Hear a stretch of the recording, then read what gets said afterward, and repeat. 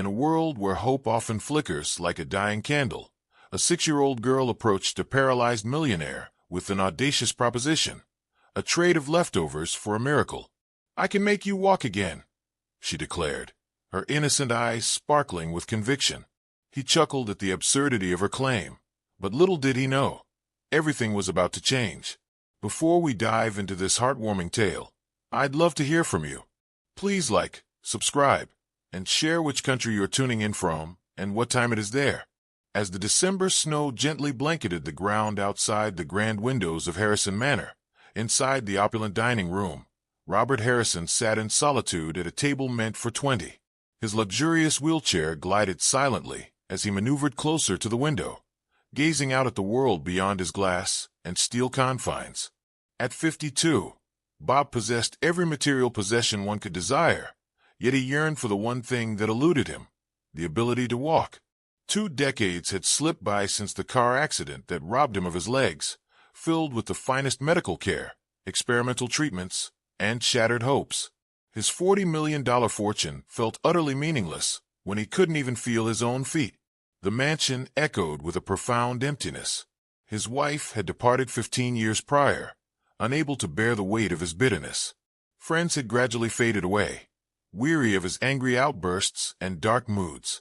Even his mother, Elenina, visited less frequently, her 78-year-old heart breaking each time she beheld the hollowness in her son's eyes.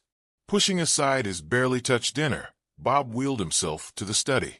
Outside, through the frosted glass, he observed the silhouettes of people hurrying past on the sidewalk below. Normal people, walking people, those who took their legs for granted every single day. A soft knock at the servant's entrance broke his reverie. Who could be visiting on such a frigid December evening? The housekeeper had departed hours ago, and Bob wasn't expecting anyone. The knocking persisted, gentle yet insistent. Curiosity overcame his usual desire for solitude. He wheeled himself through the house, past portraits of ancestors who had all walked, past furniture arranged for someone who would never stand again. The knocking ceased, but he opened the heavy door nonetheless. There, huddled against the cold, stood the smallest figure he had ever encountered at his door. A little girl, no more than 6, with tangled brown hair and clothes that had clearly seen better days. Her shoes bore holes, and her thin jacket was woefully inadequate for a Massachusetts December. "Mister," she said, her voice barely a whisper, "I'm really hungry. Do you have any food you're not going to eat?" Bob stared at her in disbelief. In his 2 decades of isolation, no one had ever asked him for help. People typically sought his money, his connections, his influence. But this tiny girl was asking for his leftovers. "What are you doing out here alone?" he asked, his voice rusty from disuse. "I live with my mama in the apartment over there." She pointed to a dilapidated building across the street. "She's working late again, and I got hungry," Mrs. Patterson next door said. "Rich people throw away good food all the time." The girl's eyes were the brightest blue he had ever seen, devoid of fear or judgment regarding his wheelchair. She regarded him as just another person, not a broken millionaire. "What's your name?" Bob found himself inquiring. "Lily Thompson." "What's yours?" "Robert Harrison, but you can call me Bob." A smile broke across Lily's face, and for the first time in years, Bob felt something stir within him, something he had thought was lost forever. "I can make you a deal, Mr. Bob," Lily said, stepping closer. "You give me some of that food you didn't eat, and I'll give you something even better." Bob almost smiled. "What could you possibly give me, little one?" Lily looked directly into his eyes, her small hand reaching out to touch the armrest of his wheelchair. "I can make you walk again."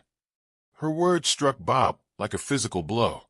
For a moment, old rage surged in his throat. How dare this child mock him with impossible promises? He had heard it all before from doctors, faith healers, and experimental researchers. They all promised miracles, only to take his money and leave him exactly where he started. Yet something in Lily's voice halted him from slamming the door. There was no greed, no calculation, just absolute certainty, as if she had stated that the sky was blue or that snow was cold. Bob found himself laughing, the sound strange and hollow in the night air. "You think you can make me walk?" I know I can, Lily replied simply. I've done it before. The following morning, Bob awoke with Lily's words still echoing in his mind. I can make you walk again. He had given her a container filled with his untouched dinner and watched her disappear into the night, promising to return the next day. Now, as his housekeeper, Mrs. Chun, prepared his usual breakfast, one he wouldn't eat, Bob found himself genuinely looking forward to something for the first time in decades. Mr. Harrison, Mrs. Chun said carefully, there's a little girl at the door asking for you. Bob's heart skipped a beat. Send her in. Lily appeared in the dining room doorway, still clad in the same worn clothes, but somehow appearing brighter in the morning light. Good morning, Mr. Bob, she greeted cheerfully. I brought you something. You brought me something? Bob couldn't hide his surprise. In his experience, people took from him, they didn't give. Lily nodded and pulled a crumpled flower from her bag. It was clearly picked from someone's garden, slightly wilted, yet she offered it to him as if it were made of gold. My mama says, when someone's nice to you, you should be nice back. This is for giving me dinner. Bob accepted the flower with hands that hadn't held a gift in years. Thank you, Lily. That's very thoughtful. Can I see your legs? Lily asked suddenly. The question would have ignited Bob's rage if it had come from anyone else. But from this innocent child, it felt like simple curiosity. They don't work, Bob replied carefully. I can't feel them at all. Can I touch them? Bob hesitated. Even his doctors approached his legs with clinical detachment. No one had touched them with kindness in 20 years. I suppose, he finally said. Lily walked over and gently placed her small hands on Bob's knee through his pants. Her touch was warm and soft, and for just a moment, Bob could have sworn he felt something. Not sensation exactly, but presence. They're sleeping, Lily said matter-of-factly. Sometimes when things are really, really tired, they sleep for a long time, but they always wake up eventually. Lily, Bob said gently, my legs aren't sleeping. They're broken. The doctors say they'll never work again. Doctors don't know everything, Lily said with the confidence only a 6-year-old could possess. My mama told me that when I was really little, I couldn't talk for the first 3 years. All the doctors said something was wrong with my brain. But then one day, I just started talking, and now I talk all the time. She grinned at him, and Bob found himself almost believing her impossible optimism. How exactly do you plan to make me walk? He asked. Lily climbed onto the chair across from him, her legs swinging freely. First, you have to want to walk for the right reasons. What do you mean? Most people want things for themselves, but that's not how magic works. You have to want to walk, so you can help other people. Magic. Bob almost laughed again, but something in Lily's earnest expression stopped him. I've wanted to walk for 20 years, Bob said. Trust me, I want it badly enough. But why? Lily pressed. Why do you want to walk? The question caught Bob off guard. Why did he want to walk? To be normal again? To reclaim his old life? To stop feeling broken? I want to be the person I used to be, he finally admitted. Lily shook her head. That's wanting something for yourself. What if you could walk again, but only to help other people? Would you still want it? Bob stared at this tiny philosopher across from him. When had anyone ever asked him to think about what he could do for others? I don't know, he confessed. That's okay, Lily said brightly. We have time to figure it out. Can I come back tomorrow? Yes, Bob replied without hesitation. Yes, you can come back. As Lily skipped toward the door, she turned back to him. Oh, and Mr. Bob, you should eat your breakfast. You're going to need your strength. For the first time in months, Bob actually felt hungry. Meanwhile, Margaret Thompson was running late for her second job when she burst through the door of their tiny one-bedroom apartment. At 28, Maggie looked older than her years, worn down by 6 years of single parenthood and juggling 3 jobs to keep them afloat. Lie, baby, where are you? I'm here, Mama, Lily called from the kitchen, where she was coloring at their small table. Maggie rushed over and knelt beside her daughter, checking her over with the practiced eye of a mother who had learned to worry about everything. Mrs. Patterson said you were gone for hours yesterday. Where did you go? Lily's crayon paused over her drawing. I made a new friend. What kind of friend? Maggie's voice carried the edge of fear that came with raising a child in a neighborhood where danger lurked around every corner. His name is Mr. Bob, and he lives in the big house across the street. He's in a wheelchair and he's very sad, but I'm going to help him walk again. Maggie's blood ran cold. A grown man she had never met was interacting with her 6-year-old daughter. Everything inside her screamed danger. Lily, honey, you can't just go into strangers' houses. It's not safe. But he's not a stranger now. He's my friend, and he gave me dinner when I was hungry. You were hungry. Maggie's heart broke. She had left crackers and a sandwich for Lily, but it clearly hadn't been enough. It was never enough. Just a little bit, Lily said quickly, sensing her mother's distress. And Mr. Bob has lots of food he doesn't eat.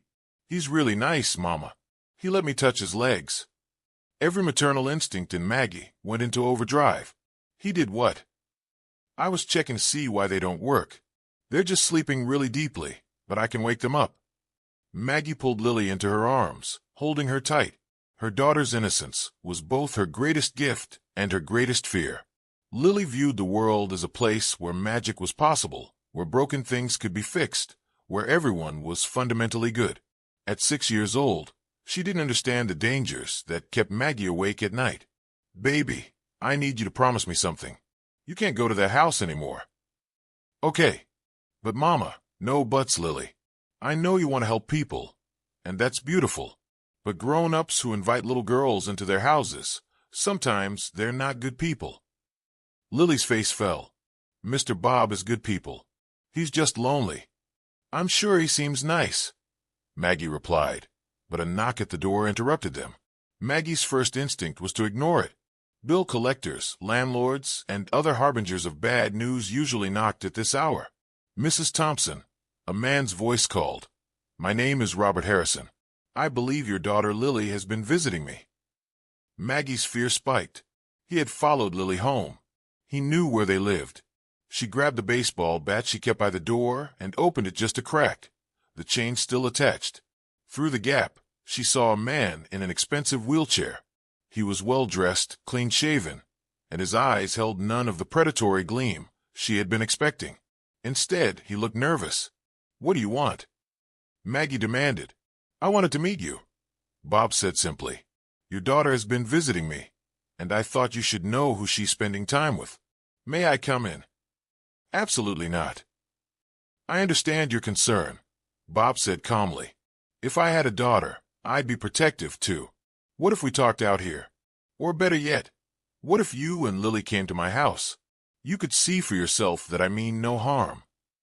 Mama, please, Lily said from behind her. I told you he's nice. Maggie looked down at her daughter's pleading face, then back at the man in the wheelchair. He wasn't what she had expected. There was something broken about him, something sad and lost that reminded her of herself. 5 minutes, she said finally, and I'm bringing this. She held up the bat. Bob actually smiled. I wouldn't expect anything less from a good mother. As they crossed the street together, Maggie couldn't shake the feeling that their lives were about to change forever. Harrison Manor, up close, was even more intimidating than it appeared from across the street. Maggie had cleaned houses for wealthy people before, but nothing like this. The foyer alone was larger than her entire apartment. This is beautiful, she whispered despite herself. It's just a house, Bob replied, though Maggie caught the pride in his voice. Can I offer you something to drink? Coffee. Tea. Coffee would be nice, Maggie admitted. She had been running on 4 hours of sleep and caffeine fumes. While Bob prepared coffee in a kitchen that belonged to a magazine, Lily explored with the fearless curiosity of childhood. She touched expensive vases, examined paintings, and tested the echoes in the high-ceilinged rooms. She's not afraid of anything, Bob observed, watching Lily with something akin to wonder. That's what scares me, Maggie said. Lily sees the world as this magical place where everything is possible. She doesn't understand that people can hurt her. Has someone hurt her before? The question was asked quietly, but Maggie heard the underlying concern. She found herself looking at this stranger, this wealthy man, who had no reason to care about a poor little girl, and seeing genuine worry in his eyes. Her father, Maggie said finally. James had problems, drugs, alcohol, anger. When Lily was 2, I realized she wasn't safe with him around. I left him, but it meant leaving everything else, too. My family sided with him, said I was overreacting. I'm sorry, Bob said, and he sounded like he meant it. I worked 3 jobs to keep us afloat, Maggie continued, surprising herself with her honesty. House cleaning in the morning, data entry in the afternoon, and stock clerk at night. I leave Lily with Mrs. Patterson when I can afford it. But lately, there's no money for babysitting. Bob finished her thought. You do your best, but sometimes your best isn't enough when she's hungry and you're not there. Her voice broke. Mama, Lily said, appearing suddenly at Maggie's side. Don't cry, Mr. Bob. Tell my mama why you need me to help you walk. Bob looked uncomfortable. Lily, I don't actually think you can. Yes, I can, Lily said with absolute certainty. But first, you have to understand why you need to walk. It's not about you, Mr. Bob. It's about her. She pointed at Maggie. What do you mean? Bob asked. Mama works so hard, but she's still sad and scared all the time. She thinks she has to do everything by herself. But you have money and a big house, and you're sad too. You both need each other. The simple truth of it hit both adults like a physical blow. Here was this 6-year-old child seeing connections and solutions that had never occurred to either of them. Lily, Maggie said carefully, it's not that simple. Why not? Lily asked. Mr. Bob is lonely, and we need help. He has everything except someone to care about. And we care about everyone, but don't have anything. It's like puzzle pieces. Bob stared at Lily, then at Maggie. What if she's right? Right about what? What if this isn't about walking at all? What if it's about connection? Bob turned to Maggie. I have resources I don't use, space I don't need, time I don't value, and you have something I've forgotten I needed, which is purpose. Bob said quietly. Maggie felt something shift in her chest, a tiny crack in the wall she had built around her heart. You don't know us. We're strangers. So were you and James when you met? Bob pointed out. Sometimes strangers become family. Sometimes strangers break your heart, Maggie countered. Lily climbed onto Bob's lap with the casual intimacy of a child who decided someone was safe. Mr. Bob won't break our hearts, Mama. He's been hurt too much to hurt other people on purpose. Bob's arms instinctively closed around the little girl, and Maggie saw tears in his eyes. When was the last time someone had chosen to trust him so completely? What are you proposing? Maggie asked quietly. I don't know yet, Bob admitted, but I'd like to find out. Would you be willing to have dinner here tomorrow? All of us together. Maggie looked at her daughter, secure and happy in this stranger's arms, and made a decision that terrified her. Okay, she said. One dinner. The next evening, Maggie stood outside Harrison Manor, wearing her only good dress and fighting the urge to run. She had spent the day questioning her sanity. What was she doing? Bringing her daughter to a stranger's house for dinner? But when Bob opened the door, his face lit up in a way that made her chest tighten. When was the last time someone had been genuinely happy to see her? You came, he said, as if he had been afraid they wouldn't. Lily wouldn't let me change my mind, Maggie admitted. The dining room had been transformed. Instead of the formal table for 20, Bob had set up a small round table by the window. Candles flickered softly, and the good china had been replaced with colorful plates that looked child-friendly. This is beautiful, Maggie said, touched despite herself. I wanted it to feel like home, Bob said. I realize I don't actually know what that feels like anymore. Dinner was surprisingly easy. Bob had ordered from an Italian restaurant downtown, and the food was better than anything Maggie had tasted in years. But more than that, the conversation flowed naturally. Bob asked about Lily's favorite subjects in school, about Maggie's work, about their dreams and fears. What did you want to be when you grew up? Bob asked Lily over dessert. A doctor, Lily replied without hesitation. So I can help people feel better. Like I'm going to help you. Lily, Maggie said gently. We talked about this. Mr. Harrison has been to lots of doctors. But they were trying to fix his legs, Lily insisted. I'm not going to fix his legs. I'm going to fix his heart. The words fell into silence. Bob's hand moved unconsciously to his chest, and Maggie saw the exact moment when Lily's meaning hit him. My heart is fine, Bob said quietly. No, it's not, Lily replied matter-of-factly. It's all closed up and hard. That's why your legs don't work. Your heart forgot how to send love down to your feet. That's not how bodies work, baby, Maggie said. Maybe it's how some bodies work, Bob said thoughtfully. Maybe when you stop caring about everything, you stop feeling everything. Lily nodded enthusiastically. Exactly.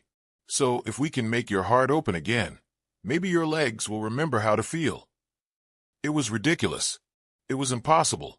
It went against everything medical science understood about spinal cord injuries.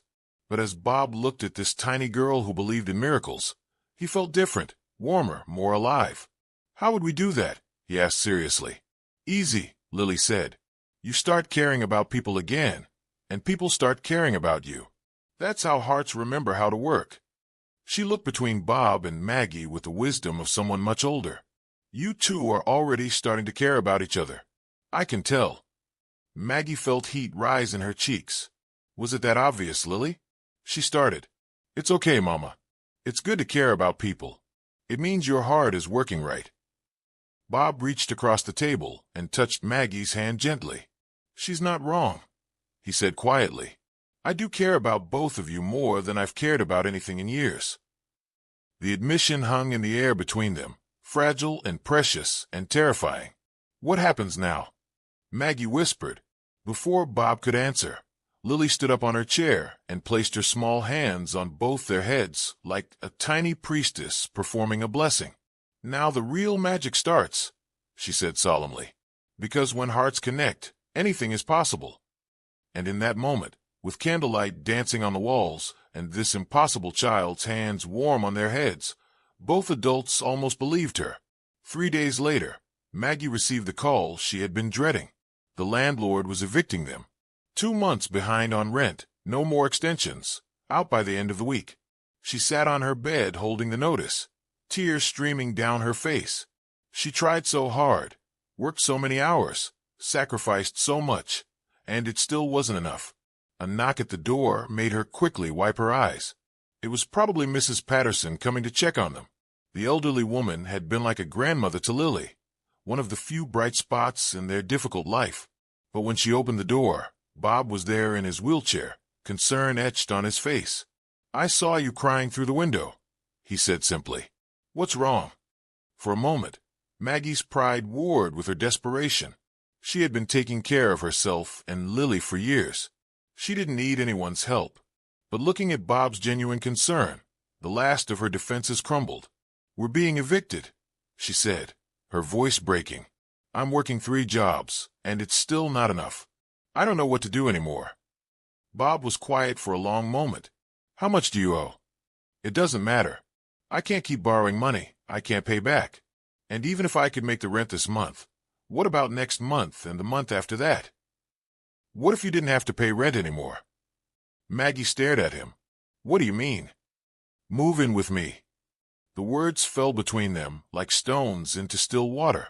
Maggie's first instinct was to say no, to run, to protect herself and Lily from the disappointment that would inevitably come. You don't know what you're saying, she said. I know exactly what I'm saying.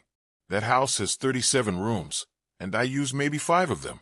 There's a guest suite on the ground floor with its own entrance, its own kitchen. You and Lily could have your own space, your own privacy. I can't afford. You wouldn't pay rent. You'd be helping me. How would I be helping you? Bob's voice got very quiet. By giving me a reason to get up in the morning, by letting me be part of something good, by allowing me to care about someone again.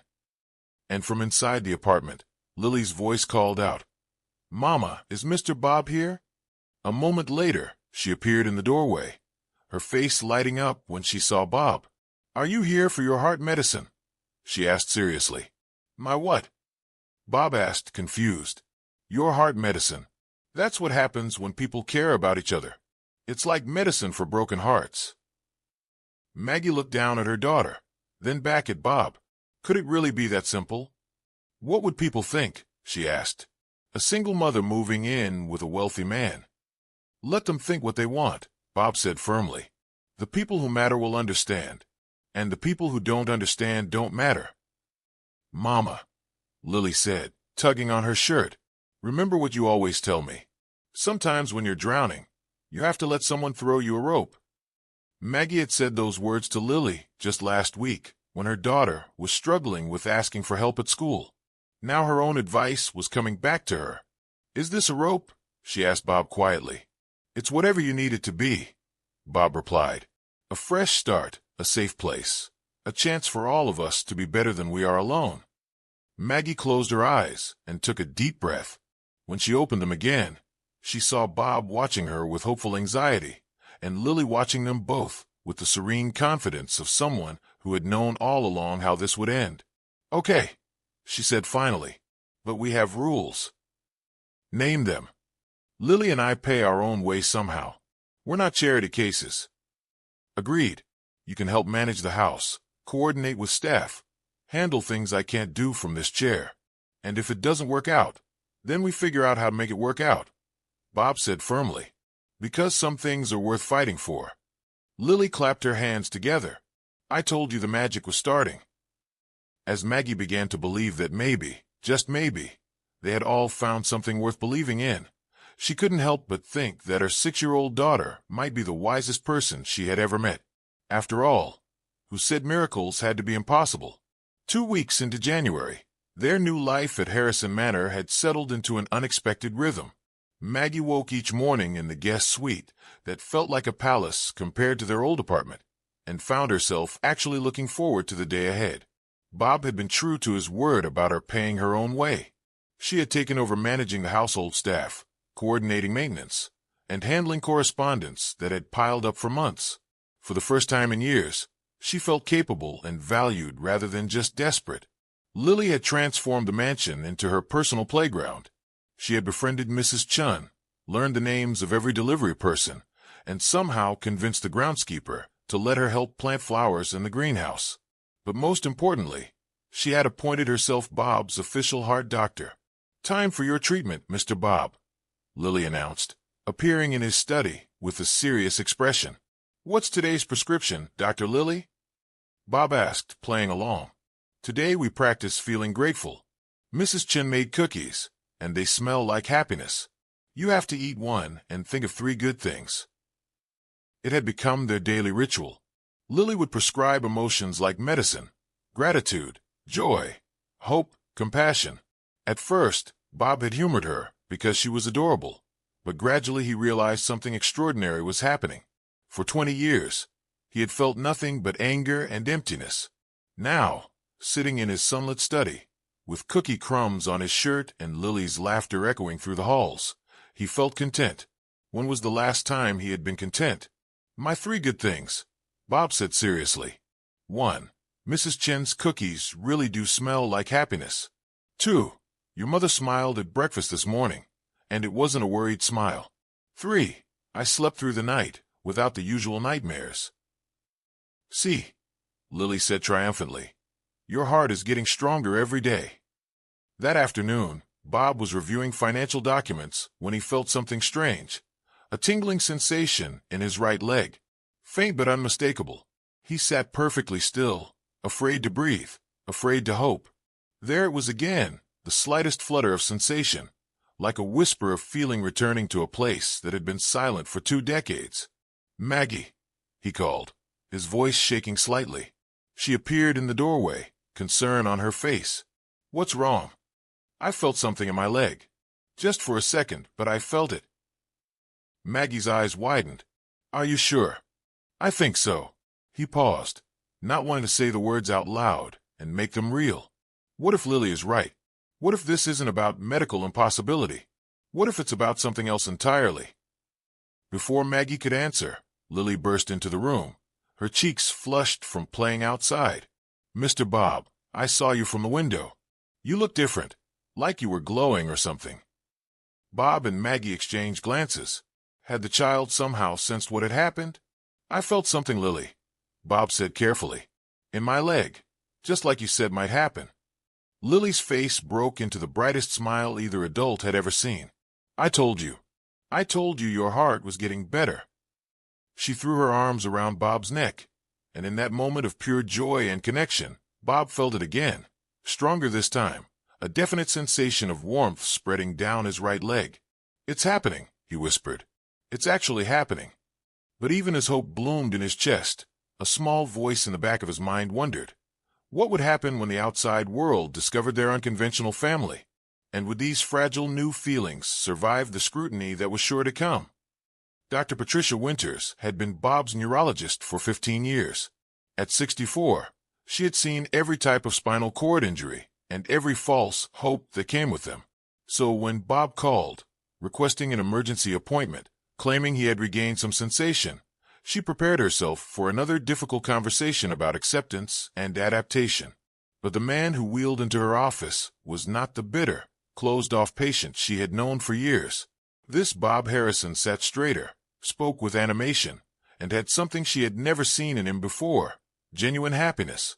Tell me exactly what you've been experiencing, Dr. Winters said, pulling up his MRI scans on her computer. It started 3 days ago. A tingling sensation in my right leg, just above the knee. Yesterday, I felt warmth spreading down to my ankle. And this morning, Bob paused as if afraid to voice what came next. This morning, I moved my toe. Dr. Winters tried to hide her skepticism. You moved your toe. Just the smallest movement, but Maggie saw it too. And Lily said she could see the energy flowing down my leg. Who are Maggie and Lily? Bob's face lit up. Maggie Thompson and her 6-year-old daughter. They've been living with me for the past month. Maggie manages my household, and Lily, well, Lily believes she can cure me. Several alarm bells went off in Dr. Winters' mind. A vulnerable patient, a woman and child who had moved into his home, claims of miraculous healing. She had seen this pattern before, and it never ended well. Bob, I need to ask you some difficult questions. Has anyone been encouraging you to change your medical treatment? Suggesting alternative therapies? Asking you to sign any financial documents? Bob's expression hardened. You think they're taking advantage of me? I think you're experiencing something wonderful, hope, and I want to make sure it's not being manipulated. Dr. Winters, I've been dead inside for 20 years. These past few weeks, I've remembered what it feels like to be alive. If that's being manipulated, then I'm grateful for it. The examination that followed was thorough and professional. Dr. Winters tested reflexes, checked for sensation, and observed carefully as Bob attempted to move his toes. To her surprise, there were subtle changes, not dramatic, not miraculous, but definite improvements in muscle response and sensory function. There's definitely something happening, she admitted finally. I can't explain it medically, but there are measurable changes in your neurological responses. So, you believe me? I believe what I can measure. But, Bob, I need you to be realistic. Even if you're experiencing some return of sensation, complete recovery from your type of injury is impossible. Bob finished. I know what the textbooks say, but maybe textbooks don't account for everything. Dr. Winters looked at her patient, really looked at him, and saw something that made her pause. In 15 years, she had watched Bob spiral deeper into depression and isolation. Now he radiated vitality and purpose. As a doctor, she couldn't explain what was happening to him physically, but as a human being, she could see that something profound had healed in his spirit. I'd like to meet them, she said finally. This Maggie and Lily, if they're part of whatever is helping you heal, I think they should be part of your medical team. Bob smiled. Lily will love that. She's been saying all along that doctors and magic work better together. That evening, Bob shared the doctor's findings with Maggie and Lily over dinner. The little girl listened seriously, nodding as if everything made perfect sense. Dr. Winters wants to meet you, Bob told her. Good, Lily said matter-of-factly. She needs to understand that some healing comes from machines and medicine, and some healing comes from love, but the best healing comes from both. Maggie reached across the table and squeezed Bob's hand. Whatever's happening to you, I'm proud of how brave you're being. I'm not brave, Bob said. I'm terrified. What if this is all in my head? What if I'm imagining everything? Then we'll deal with it together, Maggie said firmly. Whatever comes next, you're not facing it alone anymore. But even as they celebrated this small victory, none of them noticed a figure watching from the street outside, someone who had been asking questions about the wealthy man and the mysterious woman and child who had moved into his home. Someone who was very interested in Bob Harrison's sudden change in circumstances. Elalina Harrison arrived at her son's mansion unannounced on a cold February morning, her 78-year-old face set in lines of disapproval. She had been hearing rumors from friends in their social circle, whispers about Bob's new situation, and she had come to see for herself what was happening to her only child. Maggie answered the door, wiping flour from her hands. She had been teaching Lily how to make pancakes in the mansion's enormous kitchen. "I'm Elalina Harrison," the older woman said coolly. "Robert's mother, and you are Maggie Thompson. Please come in. Bob's in the greenhouse with Lily." Elalina's sharp eyes took in everything. As they walked through the house, she noticed the child's drawings on the refrigerator, the comfortable lived-in feeling that had replaced the sterile emptiness she remembered, the sound of laughter coming from somewhere deeper in the house. They found Bob in the greenhouse, sitting in his wheelchair beside a small raised garden bed. Lily knelt in the dirt beside him, her hands covered in soil as she carefully transplanted seedlings. "These are going to be the most beautiful flowers," Lily was saying seriously, "because we're planting them with love and hope and all the good feelings that make things grow." Bob looked up and saw his mother standing in the doorway. For a moment, his face fell back into the old guarded expression Elalina remembered. Then Lily noticed the visitor and scrambled to her feet. "You must be Mr. Bob's mama," she said brightly, apparently oblivious to the tension in the air. "I'm Lily. I'm 6 years old, and I'm helping Mr. Bob remember how to be happy." Elalina stared down at this tiny dirt-covered child who spoke with such casual confidence about her son's emotional state. "Hello, Lily," she said carefully. "I'm Mrs. Harrison." "You can call me Grandma Elalina if you want," Lily said cheerfully. "That's what I call my mama's mama, but she lives far away. It would be nice to have a grandma close by." The simple offer hit Elalina like a physical blow.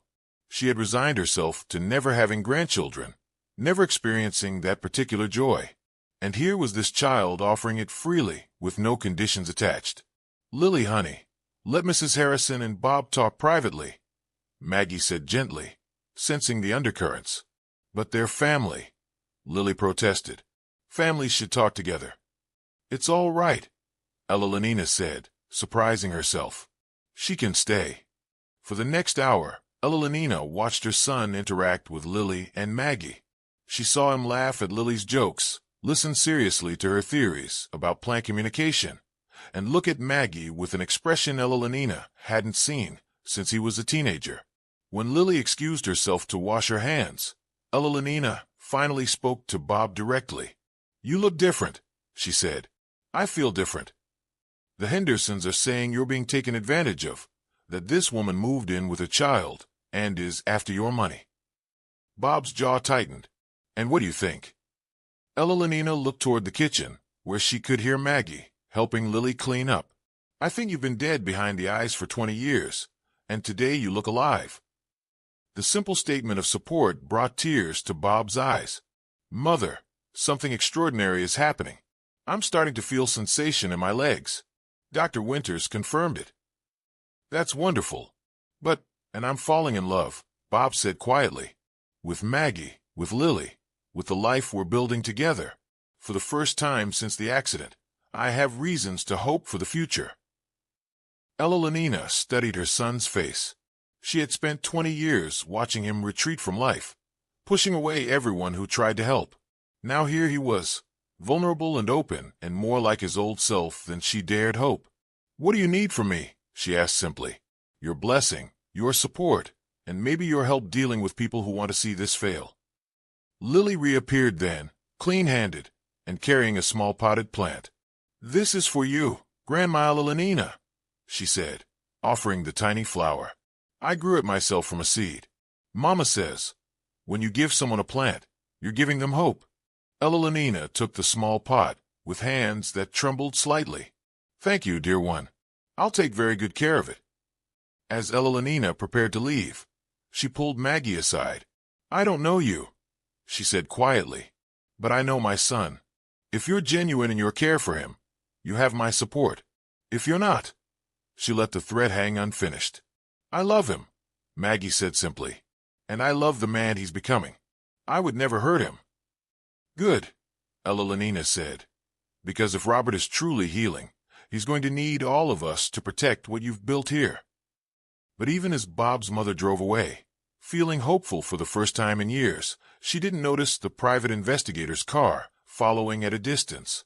Someone else was very interested in the Harrison family's new dynamic, and their intentions were far from protective.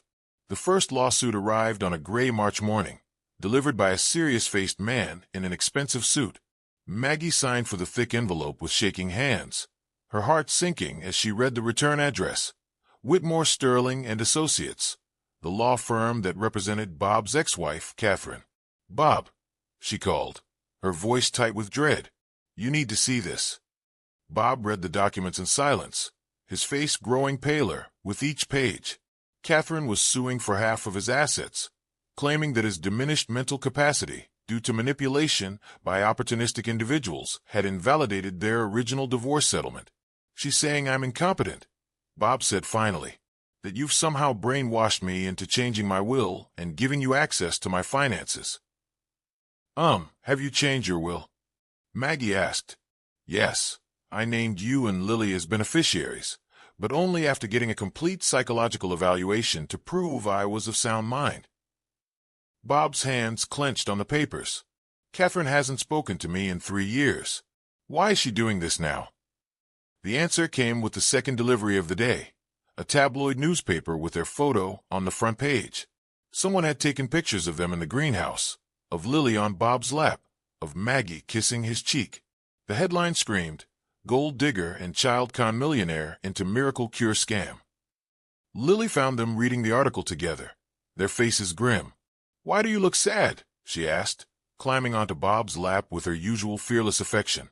"Some people are saying untrue things about us," Maggie explained carefully. "They think Mama and I are trying to trick you for your money." Lily considered this seriously. "But that's silly. You can't trick someone into having feelings. Love isn't something you can steal." "Tell that to the lawyers," Bob said bitterly. That afternoon brought more bad news. Dr. Sarah Chun, a court-appointed psychiatrist, arrived to evaluate Bob's mental state. For 3 hours, she questioned him about his relationship with Maggie and Lily, his decision-making process, and his medical claims. "Mr. Harrison," Dr. Chun said finally, "you understand that your ex-wife's legal team is claiming you're suffering from a form of Stockholm Syndrome, that your isolation and disability made you vulnerable to emotional manipulation. And what do you think?" Bob asked. "I think you're a man who was clinically depressed for 20 years and has recently found reasons to engage with life again. Whether that engagement is healthy or pathological depends on the motivations of the people around you." That evening, the three of them sat in Bob's study, the legal documents spread across his desk like a declaration of war. "Maybe we should go," Maggie said quietly, "if our being here is causing you legal trouble, financial problems." "No," Bob said firmly. "I won't let them scare us apart." "But what if they're right?" Maggie's voice broke. "What if I am taking advantage of you? What if I'm so desperate for security that I've convinced myself this is love?" Bob wheeled his chair closer to her. "Look at me, Maggie. Really look at me. Do I seem like a man who's being taken advantage of?"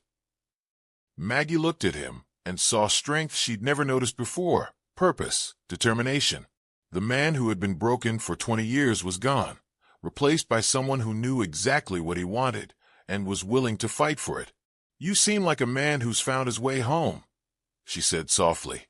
"Then that's all that matters. Let them challenge us. Let them question us. We know the truth." Lily, who had been unusually quiet, suddenly spoke up. "The magic is working too well." Both adults turned to look at her.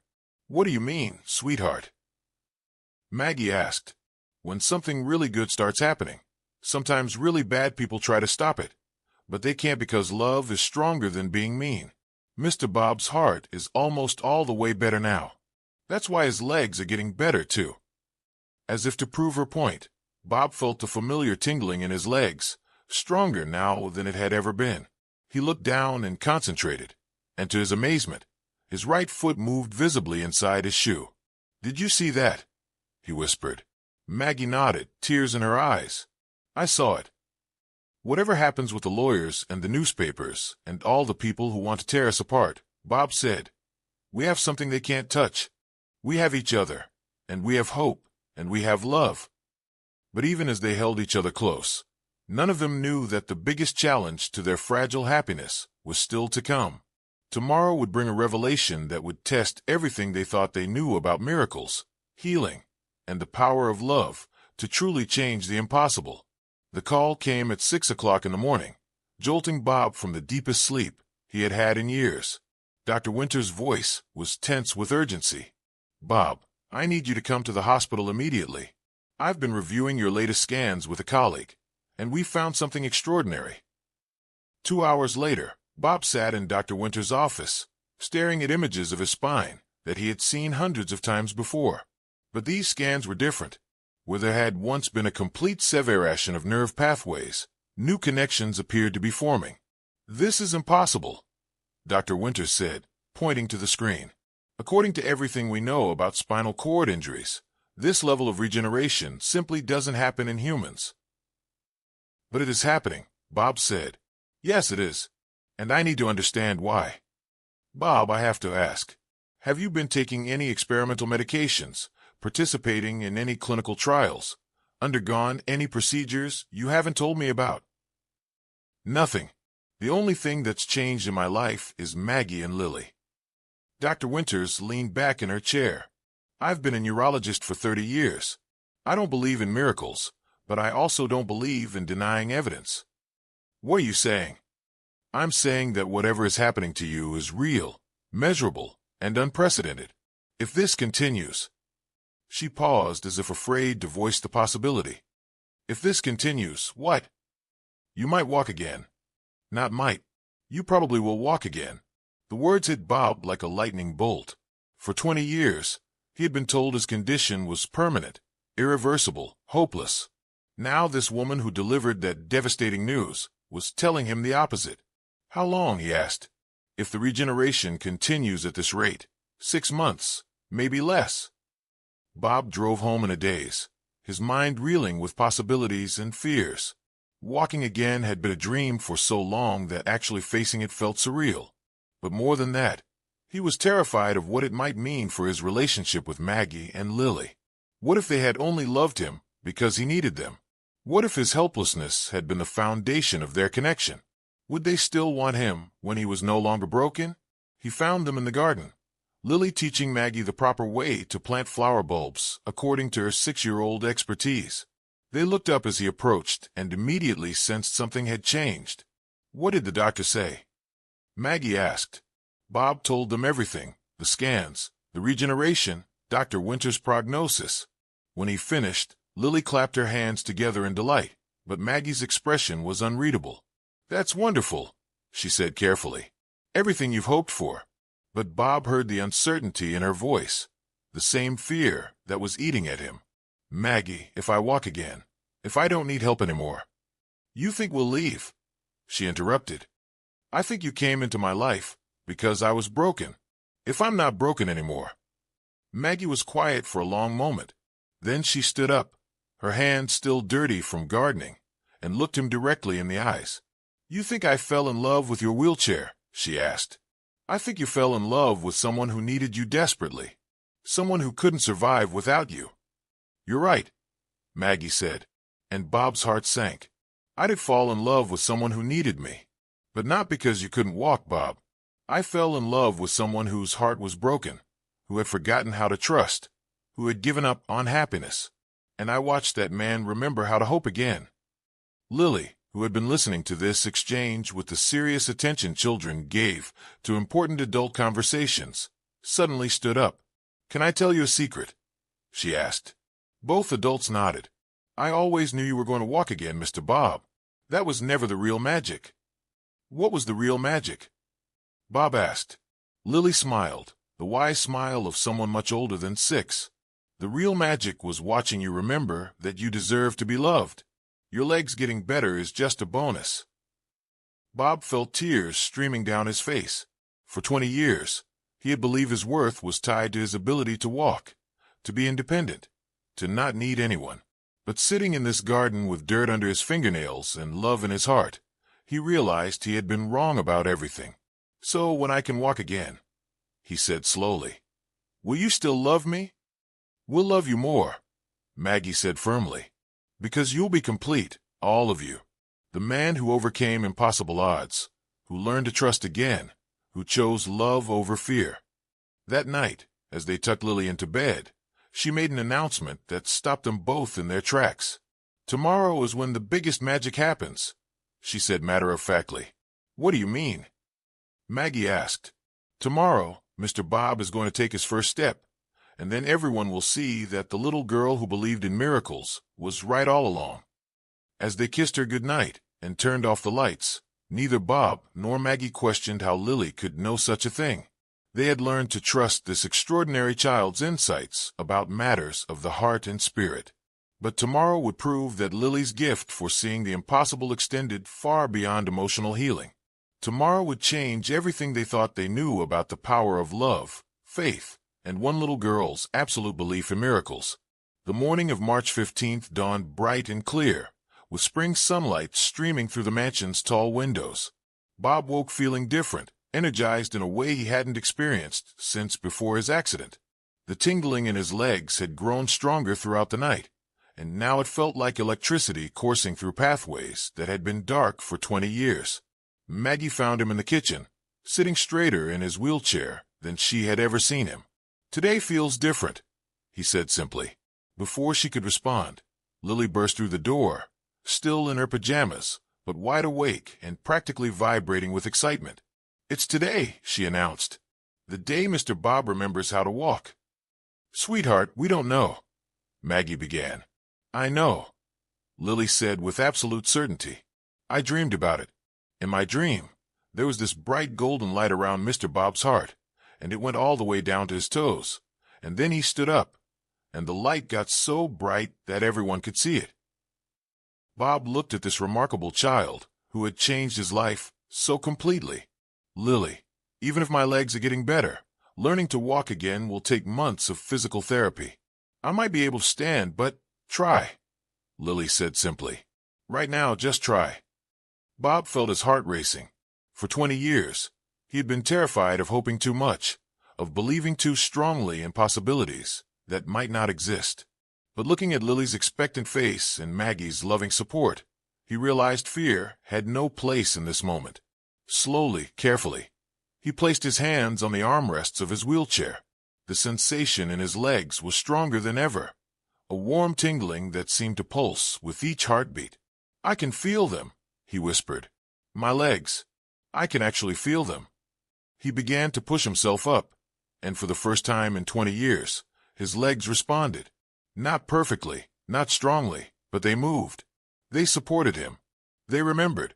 Inch by inch, Bob rose from his wheelchair. Maggie gasped, her hand flying to her mouth. Lily watched with calm satisfaction, as if she had been expecting this moment all along. "You're standing," Maggie breathed. "You're actually standing." Bob was upright now, wobbling slightly but definitely vertical. Tears streamed down his face as sensation flooded through his legs, not just tingling now, but real feeling, real strength. "Now try a step," Lily said encouragingly. "Just one little step toward me." Bob looked at the 3 feet of space between them. It might as well have been 3 miles. But Lily held out her small hands, her face radiant with faith and love. "Come on, Mr. Bob. I'm right here." Bob lifted his right foot, actually lifted it, and took a step, then another. His movements were shaky, uncertain, but he was walking. After 20 years in a wheelchair, he was walking across his kitchen toward a little girl who had never doubted this moment would come. When he reached Lily, he dropped to his knees and pulled her into his arms, both of them crying now. "You did it," she whispered into his ear. "You remembered how to walk." "Now we did it," Bob corrected. "All of us together." That afternoon, Dr. Winters arrived with a team of specialists to document what she was already calling the most remarkable case of spinal cord regeneration in medical history. They ran tests, took measurements, performed examinations that confirmed what everyone had witnessed. Bob Harrison was walking again. "I'll be studying this case for the rest of my career," Dr. Winters told them, "and I'll probably never fully understand how it happened." "Does it matter how it happened?" Bob asked. "Isn't it enough that it did, Doctor?" Winters looked at this family, because that's what they were now, clearly and undeniably, and smiled. "You're right. Some things don't need to be explained. They just need to be celebrated." That evening, as they sat together in the garden where so much of their healing had taken place, Lily made one final pronouncement. "The magic isn't finished yet," she said. "What do you mean?" Maggie asked. "Mr. Bob learned to walk again, but that was just the practice magic. Now comes the real magic, which is—" Lily grinned. "Now you two get married, and I get to be the flower girl, and we all live happily ever after like in the fairy tales. Except this fairy tale is real, and it's ours." Bob and Maggie looked at each other, and in that moment, they both realized that a 6-year-old child had just articulated what they had both been afraid to hope for. "Is that what you want?" Bob asked Maggie quietly. "It's what I've wanted since the day we met," she replied. "I just didn't dare believe it was possible." "Well," Bob said, reaching for both of their hands, "we've already proven that impossible things happen when people love each other enough to believe." 6 months later, Bob Harrison walked down the aisle of St. Mary's Church to marry Margaret Thompson, with Lily as their flower girl, Ella Lenina as the proud grandmother, and Dr. Winters as a witness to miracles. The society pages called it the wedding of the year, but for the three people at the center of it all, it was simply the next chapter in a story that had taught them that love really could heal anything, even the things that medical science said were impossible.